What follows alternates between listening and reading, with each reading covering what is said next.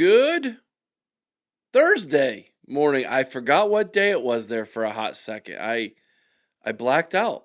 I it's like what day is it? Where am I? Welcome to the LHIO podcast, everybody. Happy Thursday morning. This is press conference number 2 following practice number 2 over at the Woody Hayes Athletic Center for your Ohio State Buckeyes. We are expecting both Julian Sayin and Kenyatta Jackson Jr. to walk in any minute to the Woody Hayes Athletic Center and give a press conference about their, I guess you could say, season number 3 for Julian and season number 4 for Kenyatta. And where they're at right now, going into their final years at Ohio State. Both guys will be going pro. Both will probably be team captains, one on the offensive side, one on the defensive side. And so that is why I'm sure Ryan Day chose these two guys to represent the football team in press conferences in day number 2. I'm a little surprised he went with players in the second practice as opposed to coordinators. I thought we would get Matt Patricia and we would get Arthur Smith today. We still have not publicly had an Arthur Smith press conference yet since being hired, so that's a little interesting. But nonetheless, it's always good to get player ideas on where things are at for the team. In the chat already, good morning, RDCB, Tyler, Lunatic Fringe, Ed, good to see you guys all this morning. Jeffrey, good to have you as well. Sean, what's up, my man? Good to see you today. Good to have all of you with us. Mika is in there. I just saw her comment. Yeah, Mika, that's right. The new Illuminati podcast dropped this morning. We recorded it extra early this morning so that I could be here right now for the press conference. This is usually when I'm recording with Mika. Thursdays at 11 o'clock, or Wednesdays or Thursdays at 11 o'clock. But we got this. And so Mika was gracious enough to say, let's do it in the morning. And so we got that knocked out this morning. It's a great podcast. Go check it out. The description or the link is in the description below of this video. Go give her some love and check out her latest video. We talk about Bruce Thornton, and we talk some recruiting. We talk some presidents. Speaking of presidents, we got to hear Ravi, the new president, speak this morning. He was actually introduced at his press conference by Ryan Day, who slipped away from practice for a few minutes to welcome Ravi as the new president. It's very, very critical that Ryan Day and Ravi are on the same page. And let me express why. I don't know how many of you have seen the interview that was given by Urban Meyer on his podcast, but Urban basically said, and in a roundabout way, he came out and saying, without saying it, President Drake's what pushed me out of Ohio State. President Drake was awful. He was the worst Ohio State president in my lifetime. He was awful, terrible. So it's really, really, really important that the head coach of the football team at Ohio State and the president of the university are on the same page. So my first impressions of RV is that he's incredibly intelligent. Biomechanics engineer, works in bioengineering, is his background. MIT grad. He went to Brown University, which is Ivy League. So he's a smart guy. He's a Northeast Ohio guy. I didn't know that. He's a Browns fan. So he's got some sports background. He said one of the best days of his life was watching the Cleveland Cavaliers win the NBA championship. Okay, I'm not an NBA guy. I'm not a Cleveland guy, but I can respect that. At least you've got a side of you that enjoys athletics and sports. And that's more than some presidents can say. Some presidents despise the athletic department in sports. And so they it's almost like they fight against your program and against what you're trying to accomplish on the athletic side of things. That doesn't seem to be the case with Ravi, so that's good. I love Ted Carter. I thought Ted Carter was a great president. Sad to see him go. Disappointed in this, but Ravi was hired by Ted, and he basically came out and he said it nothing changes. It's all systems go. Everything Ted and I were working on, we're going to continue to work on that. I'm going to work on it. I will find a replacement for me as the executive vice president. I will try to fill in the shoes that Ted has left, and it's all systems go for Ohio State. Things are going well. We're moving in the right direction as a university, and all systems, all steams ahead. And then this is where I kind of became extra impressed because as Ryan Day's exiting the building, going back to practice after welcoming Ravi, he says to Ryan Day, "Thank you so much. By the way, happy birthday." They know one another. Ryan Day admitted that they had a very lengthy conversation yesterday, last evening. It is so critical that those two are on the same page, and it appears they are. So I'm not going to overreact because they didn't hire the guy I wanted in Jim Tressel. But what do I know? I'm not. I told you all I would be a terrible president for a university. Athletic director, not so much. But yeah.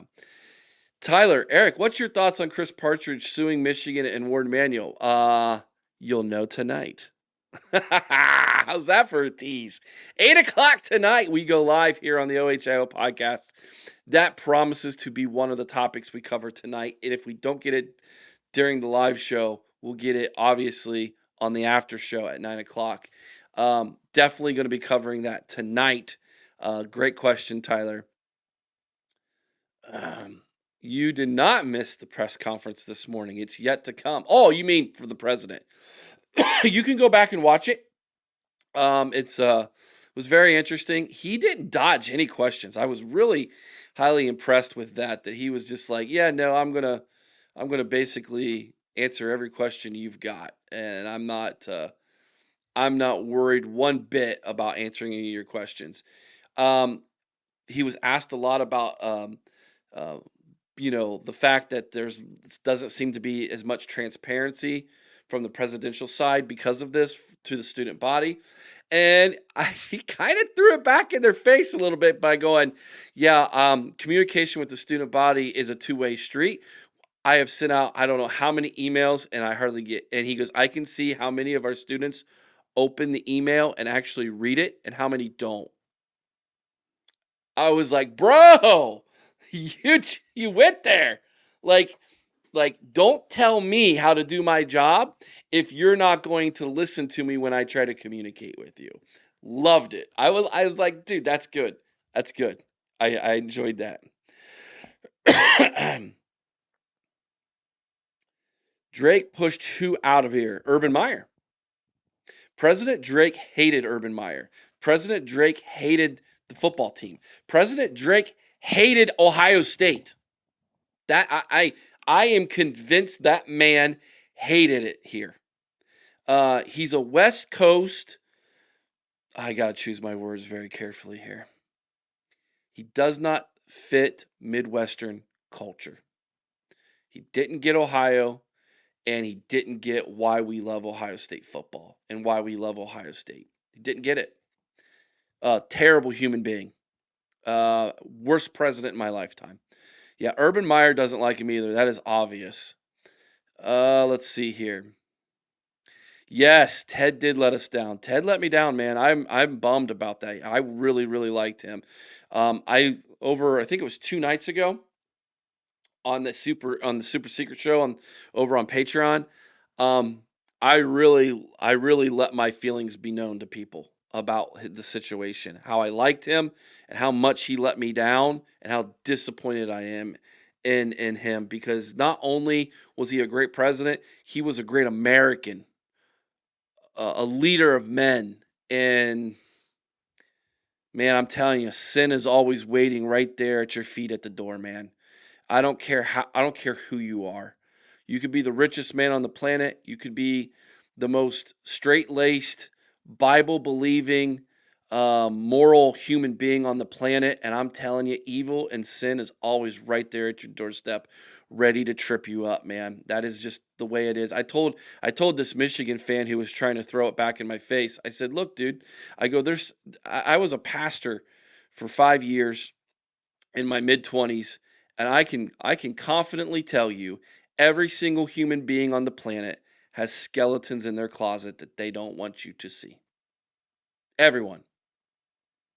Billy Graham had them. President Trump sure has them. I mean, you pick a person. The Dalai Lama, he's got them. It doesn't matter. We're human beings. We're made of flesh and blood. The spirit is willing, but the flesh is weak, right? Ted Carter was no different, but man, it sure bummed me out.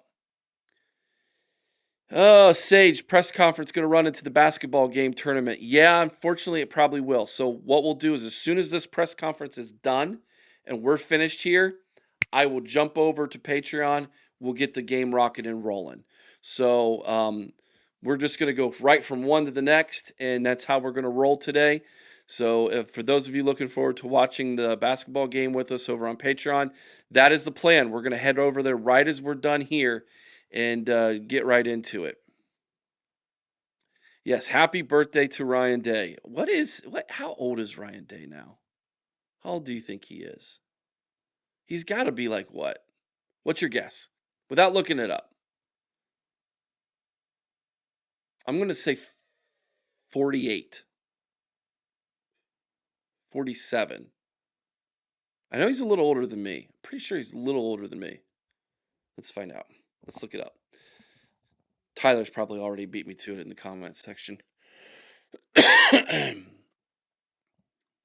46. He just turned 46. 2 years. Year and a half older than me. All right, back to the comments here. Yeah, Drake was terrible.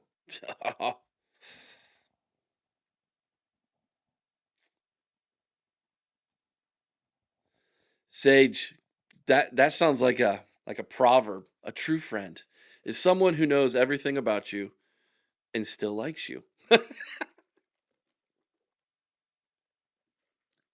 Yes, indeed.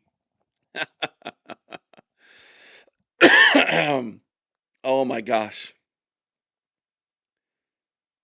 Yeah, people throwing up guesses of 47, 45, 49, yeah, 46.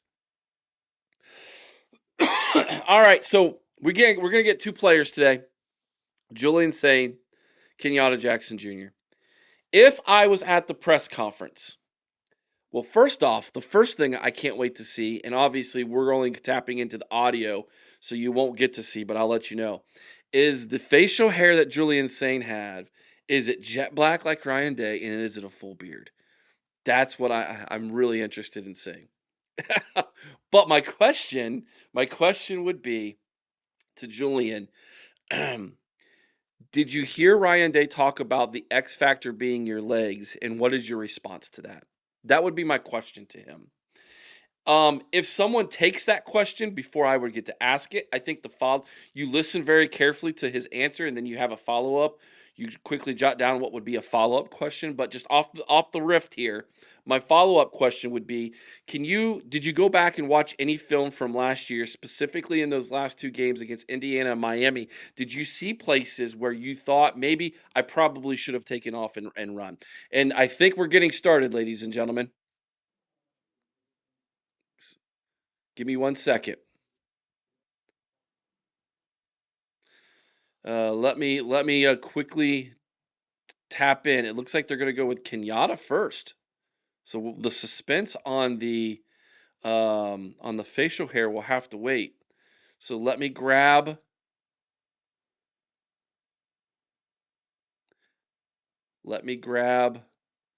the link here and pull the audio in.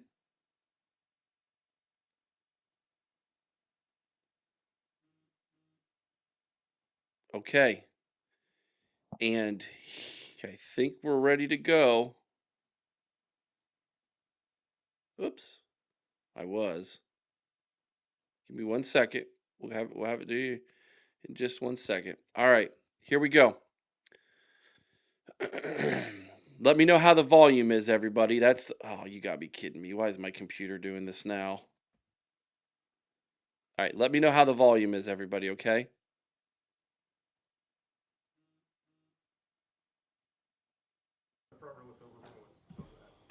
How are you? How you doing? Can you just kind of discuss your decision to come back and also just how much you're embracing the leadership role on the defensive line again, more than you did last year, maybe? Yeah, pretty much. I came back just to be a more complete football player, not just on the field, but off the field with IQ and things of that nature. And yeah, I'm taking the leadership role. We have new guys in the room. I'm just taking them in and just showing them the ropes of Ohio State football, the standard of what Ohio State football is. Amongst those new faces, as I know that you don't have the full pads on yet, and it's just been 2 months, but who's made an impression on you? I think everybody actually, especially like the interior guys with John and with James. They move really well during back drills. I can't pick one individual person. All of them look good to me. Tony Griffin. Kenyatta, why the number change? That's my high school number, and I've been one of my number since junior year. But Caleb Downs came, so. When did you request for that? When I made the decision to come back. Go in the front, Joey Coughlin. What's something this spring offseason that you sort of zeroed in you want to work on, sort of just to get better, become more of a complete player? Number one, I've been focusing on my body. Probably gained like 8.5, pounds of lean mass. Drop a couple of percentage of fat. I've been focusing on my body pretty much, just trying to get stronger, more explosive. And number two is just pass rush. I'm taking that that next step in my development with my pass rush. Probably they put me in situations where I can win, and that's what I'm just taking advantage of. Yeah, it says here you have 14 pressures the last 3 games. It looks like you really kind of found a groove down the stretch this season. How much do you feel like you've maybe found some momentum late in the year that you can carry into the spring here and then next season? Late in the season, I just trusted myself. Probably in the beginning, with all the injuries, I was doubting myself, but became healthy, stayed healthy, and that confidence is kept growing. And coming into this new season, just trying to just take it day by day. Don't worry about the future. Just stay where my feet are. Worry about the present. Right next door, Steven. Speaking of new faces, what's been your early impressions of Kari and what he's brought to that defensive line room? Real quiet, but he keep his head down and he work real hard. All of them do. All the freshmen, all the new guys, they come in real quiet, but they starting to come out their shell a little bit. But they work hard. They work really hard. Kenyatta, there aren't many guys on this team anymore from your recruiting class. I wonder if you looked out on the field on the first day of spring and how that hit you. Made me feel old, man. It's just what me and Carson, I think, made me feel old. But we the older guys in the on the team, just trying to take new faces, new freshmen, and just lead them, pull them aside with us. That's an interesting that was an interesting question and an interesting answer right there. It made me feel old. Well, you are the leader, dude. 5th-year senior. Only 2 of them left, he said. He kind of smirked. You could probably hear it there. He kind of smirked a little bit when he gave the answer. I feel like that answer had a lot to do with the whole transfer portal, people jumping around. He could have left. He could have left years ago if he wanted to. He stuck it out. By the way, he's looking pretty jacked, dude. He's pretty ripped. He's wearing a tight long sleeve compression shirt. He does look like he's put on some serious muscle. Let's get back into it.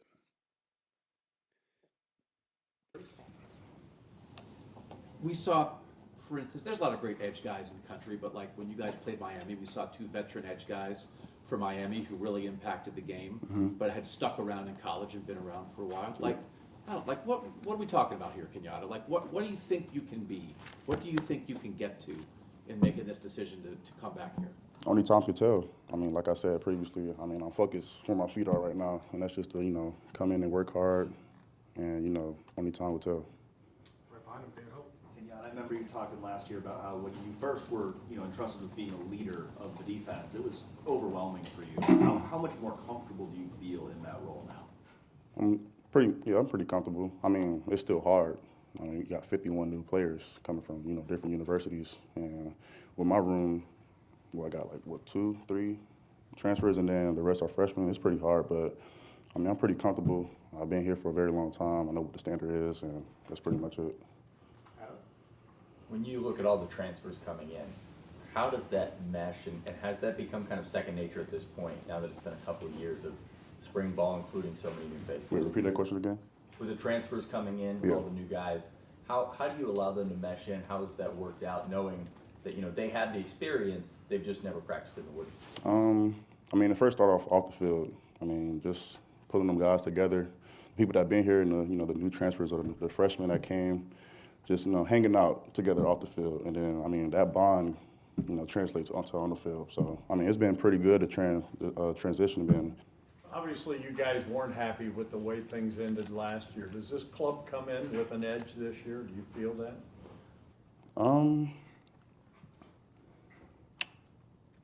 I'll say so, yeah. I mean, we say it around the Woody, but, you know, we just have 51 new players come in. And, you know, a couple of weeks ago, we had to, you know, really show them the ropes of the game because they don't understand it. So, I mean, yeah, the people that have been here, we have a, you know, an edge, you know, but trying to get those 51 new guys to, you know, tap into, you know, what we're trying to do and stuff like that. I mean, we for sure have an edge, yeah. We heard a lot about Zion last year, and then he ended up playing. He had a few snaps in the Michigan game. What did you see from him this winter that makes you think that he's ready for a bigger role this spring and into the season? He's been taking his weight room and conditioning training pretty serious. He got all the assets, he got all the tools, you know, just trying to put them on the field. You know, he's growing into that grown man body, I should say, and he's taking it real serious. So, yeah, I'm happy for him. Yeah, with year 2 of Matt Patricia, and I know you and him had a lot. So Zion Grady, right? Got a grown man body. He's taking the weight room pretty serious. Take away from that real fast. At Ohio State, you don't get to see the field if you don't take the weight room serious. That is, I don't care how much you flash. You don't show up and you don't put forth. Coach Mick's going to let Coach Day know who's taking their business serious in the weight room and who's not. That was an interesting answer. That might be something to dig into a little bit.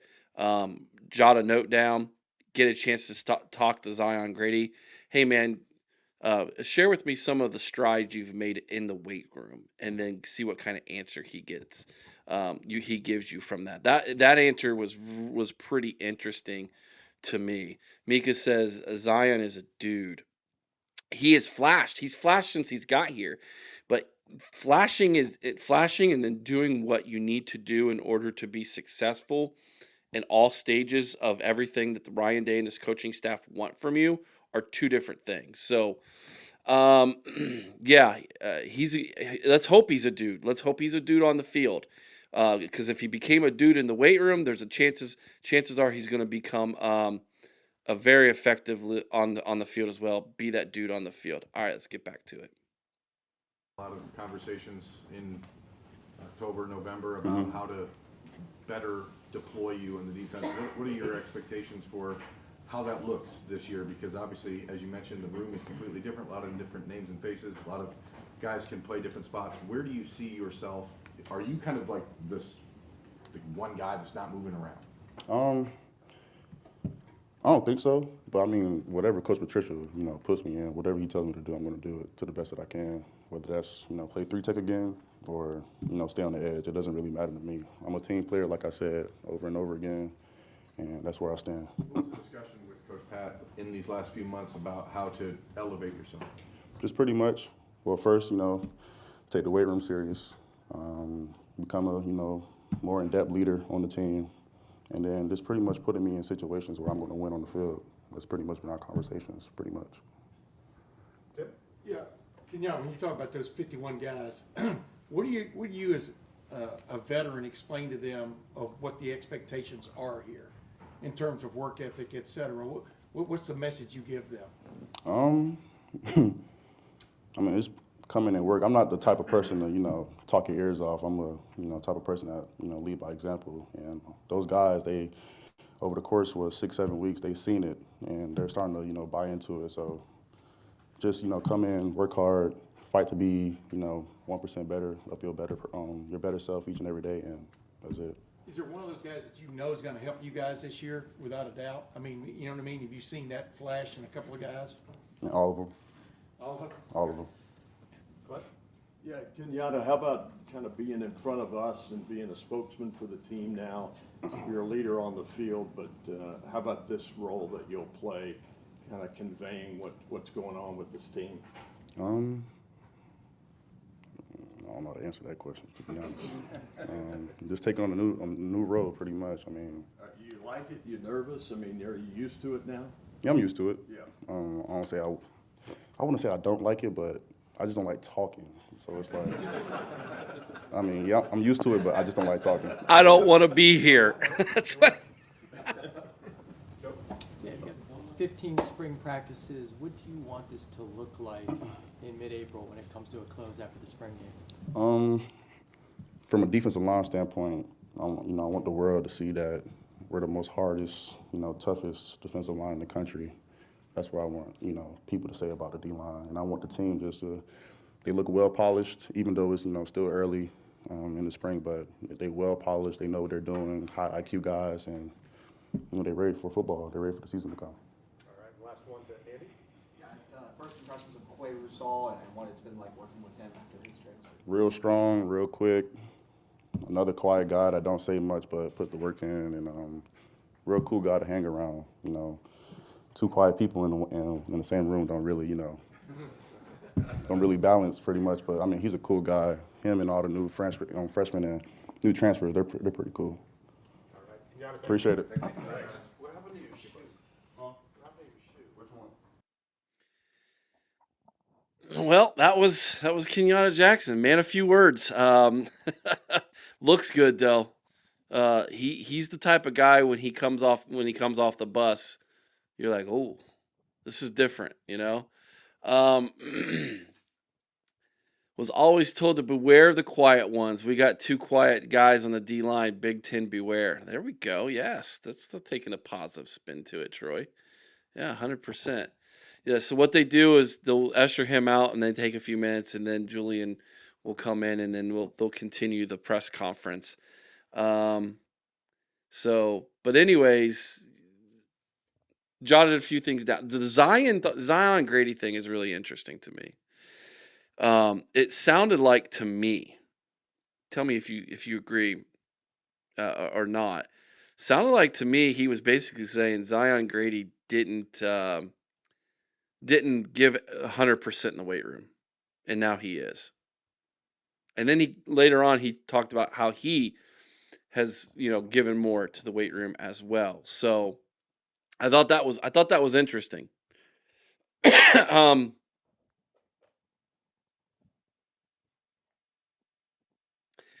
He said, quote unquote, people who have been here, talking about those who have returned to the team and aren't transfers or from other schools, people who have been here have an edge, and they're trying to get everybody else up to speed. I've heard this before, that when players get to Ohio State, they say, man, it is just different here than where I was at.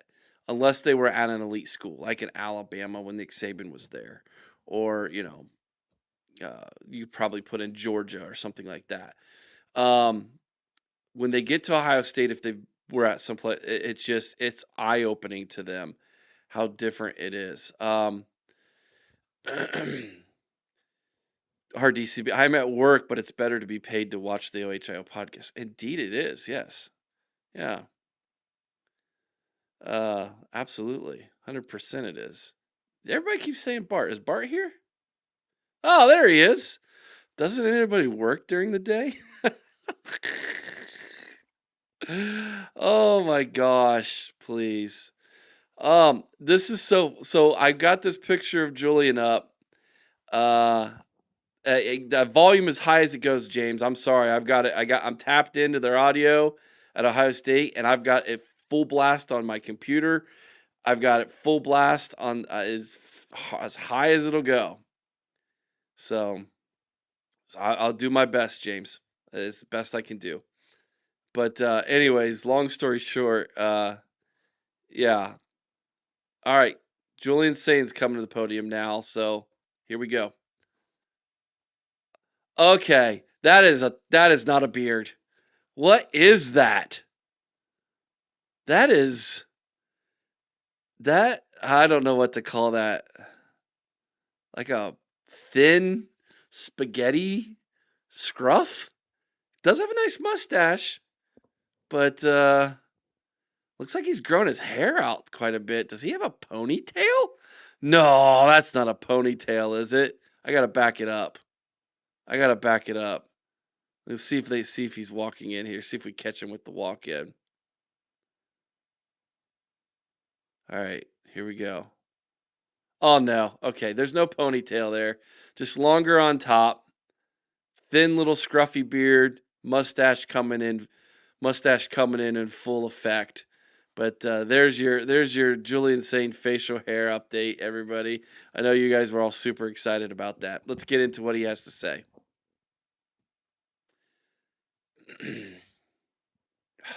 Come on, computer.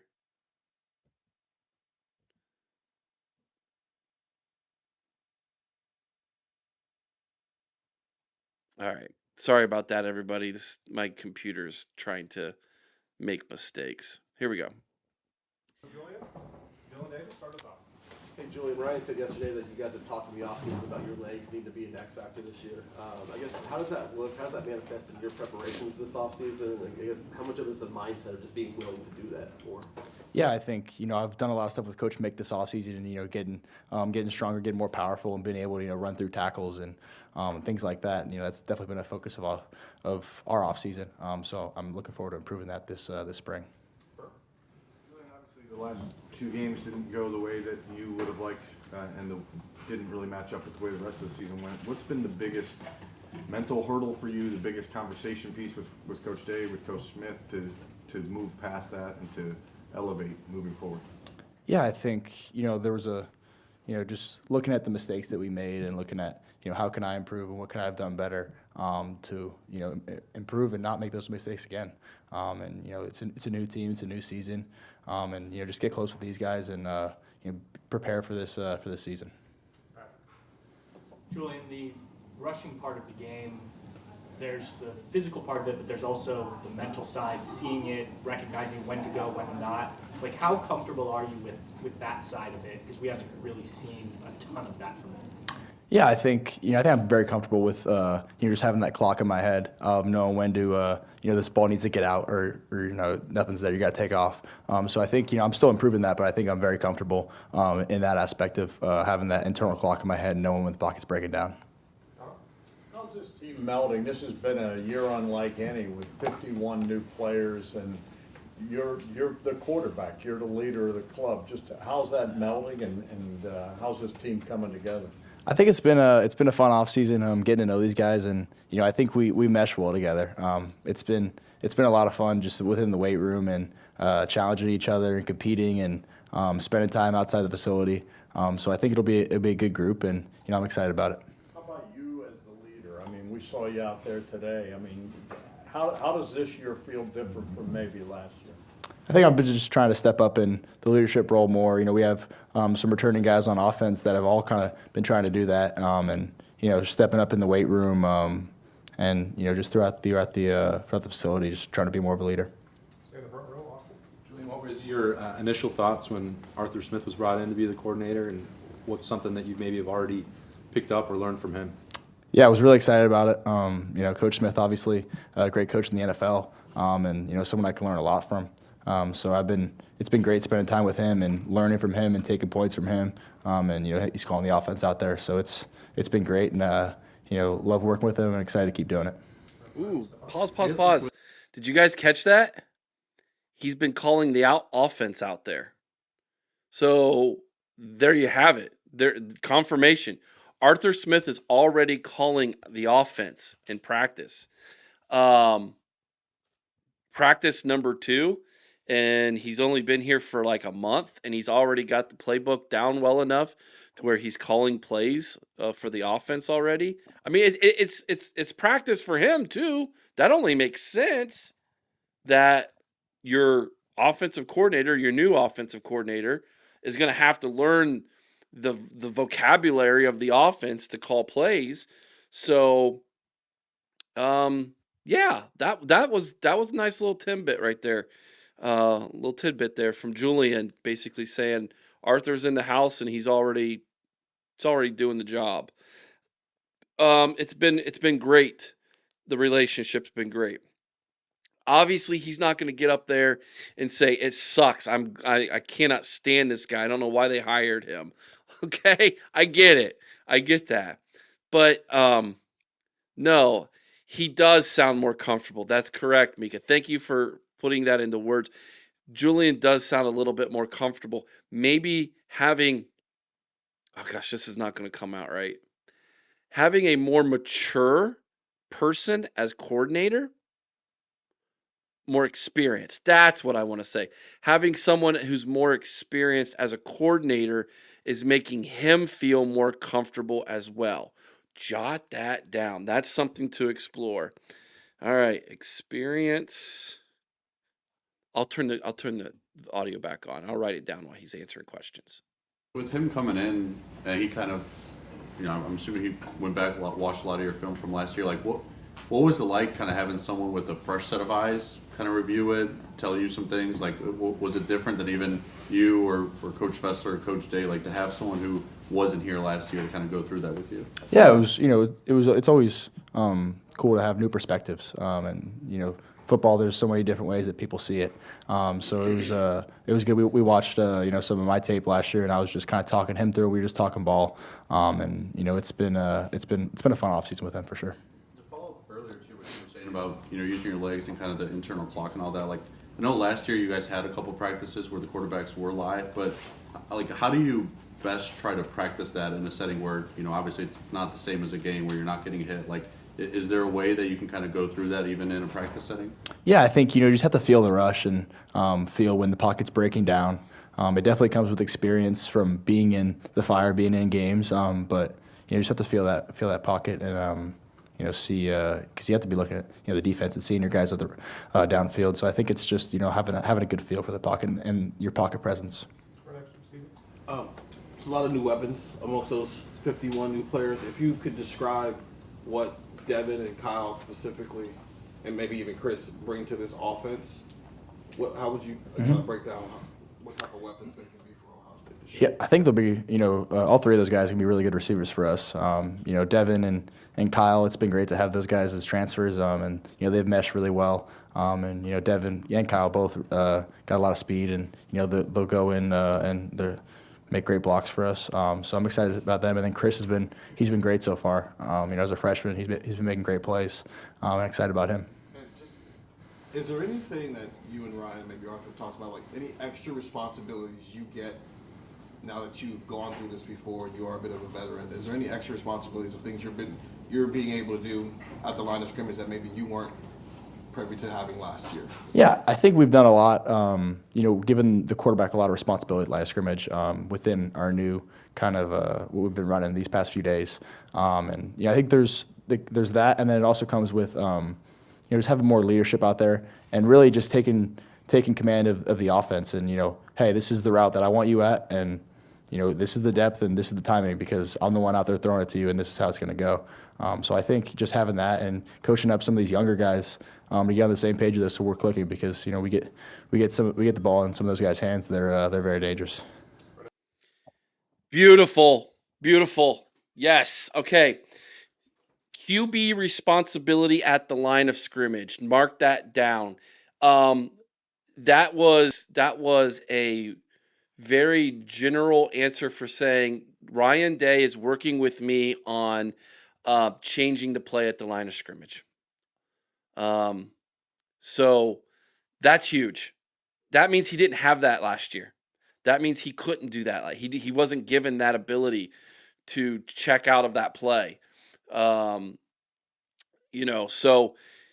that's big time right there, guys. That was a great question and a great answer and a really good insightful one. So far in this press conference, and we got more to go, two things from Julian have really jumped out at me. No offense to Kenyatta, that was pretty weak. He didn't give us anything really. I don't think he wanted to give you all anything. He was just like, yeah, I don't want to be here. I guess I have to be here because I'm a fifth-year senior and I'm the defensive captain. But Julian has given us some really good nuggets. So two things. The Arthur Smith stuff was really interesting. And then the audible right there, being able to audible at the line of scrimmage is massive. That means he wasn't allowed to do that last year. And not only was he not allowed to do that, it makes you wonder how handcuffed we were at play calling then too. The fact that Arthur Smith's already calling plays in practice, experience, man, you can't. It's one of those things that a lot of people argue with, and we'll debate this summer. I'm sure we will.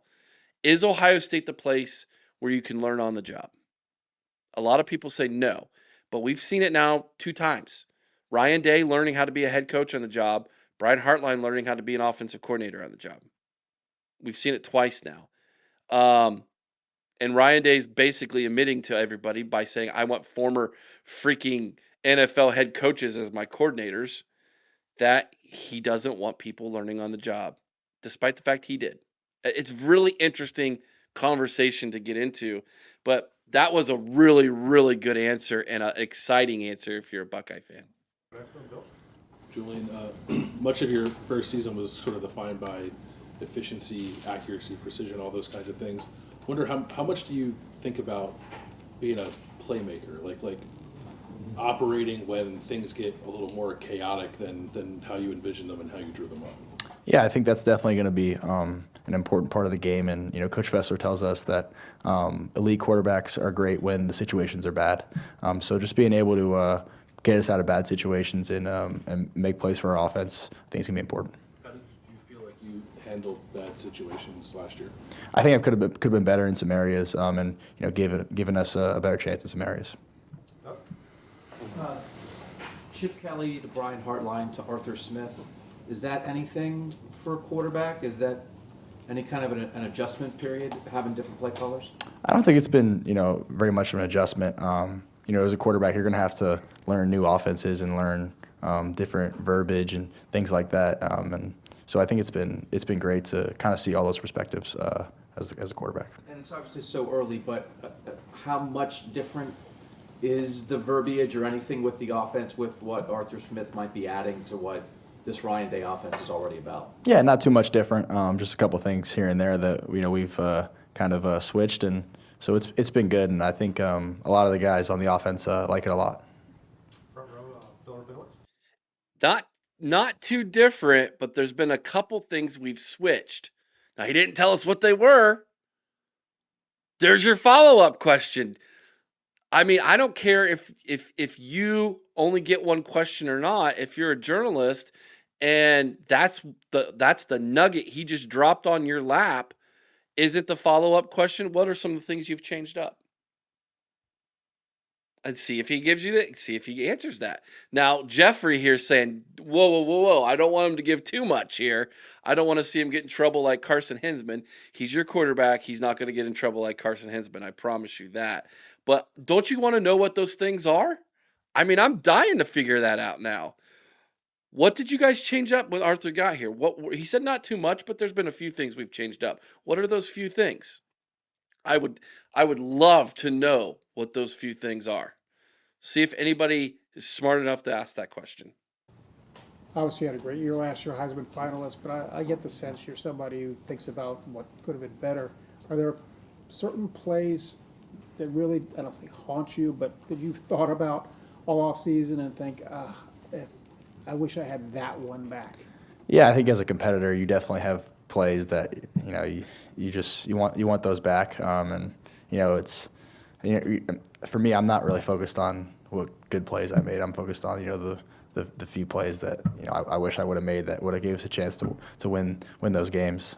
So you definitely think about that, but I'm chasing to be the best version of myself. So how can I improve in those areas? In both the Indiana and Miami games, there were obviously big plays that could have gone differently. Are those the ones? I'm thinking about the one before the missed field goal. Are those things you've thought about a lot? Yeah, I mean, you definitely think about it. When you're sitting at home and the other teams are playing because you guys got knocked out of the playoffs, so you're definitely thinking about those, and it definitely motivates you to be better. Time for a couple more. Go to Cameron. You go back home this offseason, you get some work in. What are you talking to your trainers, talking to Coach today about? This is maybe the one or two things I feel like I need to be at my best for next year if we're gonna win next year. Yeah, I think just there's so many things I can improve on, and just keep elevating my game. I went home this offseason and was able to spend a little bit of time and work out, but it's been a very fun offseason because there's been so many things that we did good last year, but we could do so much better. And whether it's just clean your feet in the pocket, whether it's taking off when we need it on third down, and just there's been a lot of things. It's been encouraging to chase those. You mentioned being with Coach Mick and kind of what's been the focus for you in terms of just trying to add muscle so that when you do run, you're in a better spot. And how much have you gained in terms of weight? Yeah, just getting bigger, stronger, and faster. With Coach Mick, he's obviously the backbone of our program, and someone that brings the best out of you every day. So I've been working with him just to get bigger, stronger, faster. But also he's been pushing me to be a leader. Okay, that was a I almost said a bad word. That was a bad question, but he gave a great answer. He gave a great answer to a bad question. Coach Mick is the backbone of our program, and he pushes. What was the second part of that? He pushes to get everything out of you, or great answer on a terrible question. But Coach Mick is the backbone of our program. That's coming from your quarterback, ladies and gentlemen. That he said that about Coach Mick. That was a really good answer. And he said something else. I didn't write it down fast enough. The second part of that was really good too. I'll have to go back and listen to this and catch that. But that was cool. All right, here we go. Let's finish this up. I think there's only got a couple questions left. You and Jeremiah kind of have a very similar path here. Now you're juniors together, both expected to be the leaders of both your unit and. Sorry. Got a happy birthday song going on out there. We got 4 birthdays today in the facility, so. Big day around here. Yeah. What's it like to kind of grow together, and how have you guys leaned on each other throughout all this? Now that you both have to be the leaders of your unit and really the leaders of the team. Yeah, it's been cool. We came in as a kind of the same year as freshmen, and now juniors getting ready for the season. So it's been fun, and we have a good connection, and we've been working to get even better on the field, and just being able to kind of know what each other's thinking out there, so we can be even better. Ryan said he thinks you can level up this year. He compared it to a video game like Mario. Are you a big Mario fan? And what do you think Ryan means by leveling up? I'm not a big Mario fan. I played Mario Kart a little bit, but I think there's just so many parts of my game that I think I can improve on and get even better at, and just take that next step and really be someone who's bringing our offense to the next level. We'll go front row, Dave.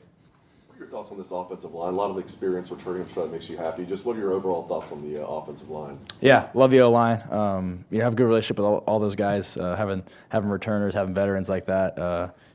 Carson, Austin, Luke, Gavin, and Phil out there, and the other guys that we have on the O-line as well. Have a great relationship with those guys, Ian, Josh Padilla. So I think just having that room has been very awesome. I got to ask you about your brother being in town with the Columbus Aviators. That's got to be pretty cool for you. Yeah, it's very cool. I think they're practicing in Arlington, Texas, but they'll play their games out at the old Crew Stadium. So it's been cool to have him be in the city. We've got a month of spring ball here. What do you want it to look like when you guys are walking off the field after the spring game? Yeah, I think just everyone took that next step. We're not going to be where we want to be by August, but just taking that next step in our own personal game and then as an offense. Julian, what are your conversations like with Matt Patricia, and how often do you guys talk? Yeah, I have a good relationship with him, and we spend time together, and he's been someone who's been impactful on me just because of the experience that he has and the knowledge of the game, and I'm someone who's want to keep learning and keep growing my knowledge of the game. So I think he's someone that I've been kind of leaning on. Is that new for you to reach out to the DC and connect like that? It was when he first got here. He's a very personable guy, so I think he's kind of built that relationship with a lot of players. So it's been great to just have him, someone who's really just interacting with a lot of the guys on the team, not just the defense. One more, wrap it up in Nicole. Nicole? Oh, Julian, I gotta ask about the facial hair. Is that something that's permanent, or is it something that's just why not for fun? Not sure if it's permanent. Probably not. But we were. I didn't shave for a few days, and then the left tackle Austin, he said you should probably keep growing it, and Luke Montgomery agreed, and I said all right, we'll keep growing it and see where we get. So we've been working it, but probably not permanent. Dude, how much weight have you gained, by the way? I gained about 5 or 10 pounds. Yeah. Just trying to improve. Do you feel totally different? I mean, a little bit different physically? Yeah, definitely. Just bigger and stronger. Tim, give me 2 more questions in. Thank you. Oh gosh, Tim May, you son of a gun. He got them last 2 questions in. Oh, I know, dude. I need to get there, dude. I actually was in journalism school back in 2000 at Ohio State. I started in journalism school. I got out, went the business route. Now, okay, so the question wasn't great, but did y'all catch it? Austin Sverveld ain't moving from left tackle. My left tackle, Austin Sverveld. He ain't going nowhere, ladies and gentlemen. If they were thinking about moving Austin from left tackle, there's no way the starting quarterback wouldn't have pointed out that Austin, my left tackle, wanted me to grow out my facial hair. So even though it was a cheeky question to end on, we did get a really, really good answer from that one. Did y'all catch that? Austin ain't moving, folks. You heard it right here from the OHIO podcast from just listening to a cheeky question by a female reporter from 10 TV. That's who that was. And asking him about his facial hair. And he let us all know Austin ain't moving from left tackle.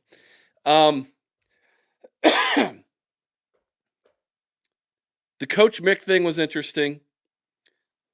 The leveling up Mario Kart question was dumb, but how he got to that. But Coach Mick is the backbone of the program. That was a really, really interesting answer to that. Yeah, he also mentioned Luke Montgomery. That's your left side of the offensive line. I don't think they're moving, Tyler. I don't think they're moving an offensive line around. At least not the left side. If Hinsman kicks the guard, they're kicking him to right guard, and Padilla will be your starting center.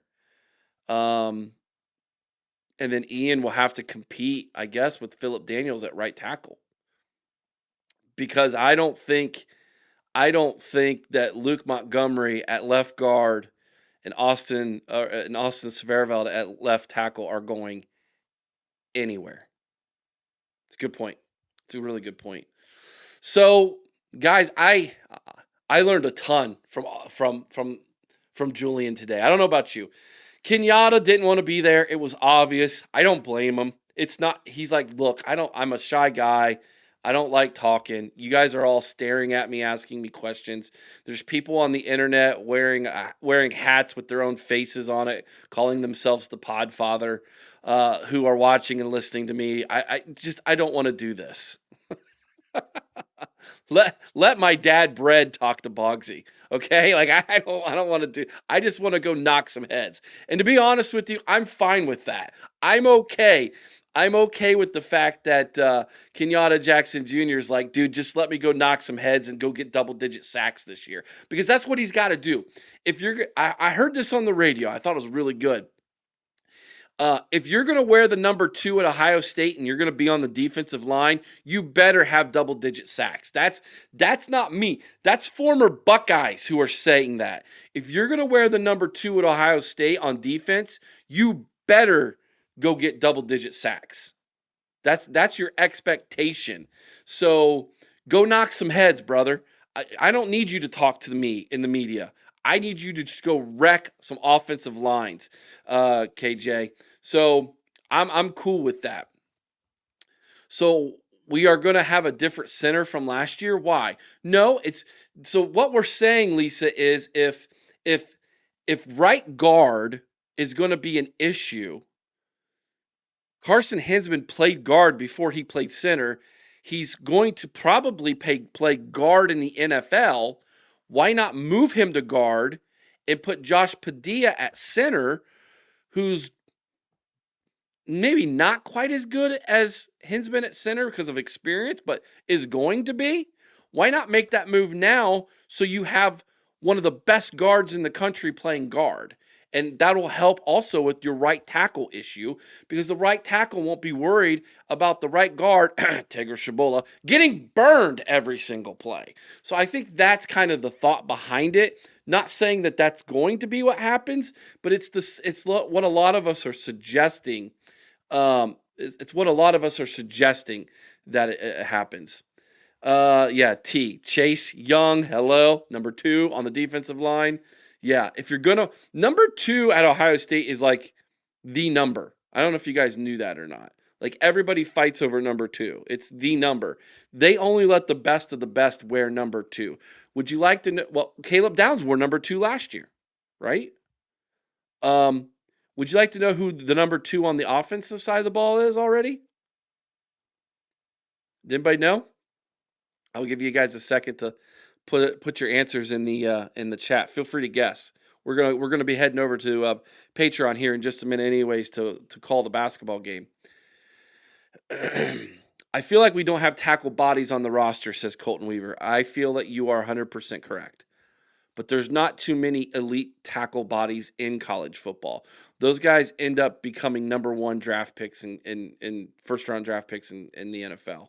They're few and far between. We had one. His name was Ethan Onyanwe, and he sucked. So you need talent to go with that body as well. This is the result of Fry's lack of recruiting coming back to hurt. Yes. Now, Fry saved his reputation with Buckeye Nation by development. When we went on that national championship run, he got a lot of credit for how he developed that offensive line by the end of the year. That was wrecked with injuries, by the way. And so Bowen, who's doing a great job recruiting. By the way, if you're not following us over on Patreon with our recruiting, shout out Mika and Vader for all their hard work in what we're doing with recruiting. And Mika and I talked about that this morning in a meeting. We're going to be doing a video for you guys about Ohio State's offensive line recruiting, the change of philosophy that's been made, and why the state of Ohio is delivering for that change of philosophy. It's going to be a really good video. But shout out to Mika and our recruiting database. Troy says, I wouldn't mind Cook at center. I think It's his natural position. Is it? Wasn't sure about that. You nailed it, Parker. Legend Bay is wearing number 2 on offense as a freshman. What's that tell you? They're not just going to hand a freshman number 2. You don't just get to walk on campus as a freshman and say, yes, I would like the most prestigious number at Ohio State, that being number 2, please. You're going to get laughed at. The fact that Legend Bay is a true freshman wearing number 2, that tells you everything you need to know about what they think about him. I have a great video to show you, by the way. Tonight, over on Patreon, on our super secret show tonight, the after party, I've got some videos to show you guys from practice, and one of them is Legend Bay. It's going to be awesome. Okay, let me scroll through these comments real fast. Make sure I'm not missing anything. A lot of you guys chatting with each other. That's great. Yes, everybody go check out the Illuminati. Link is in the description below.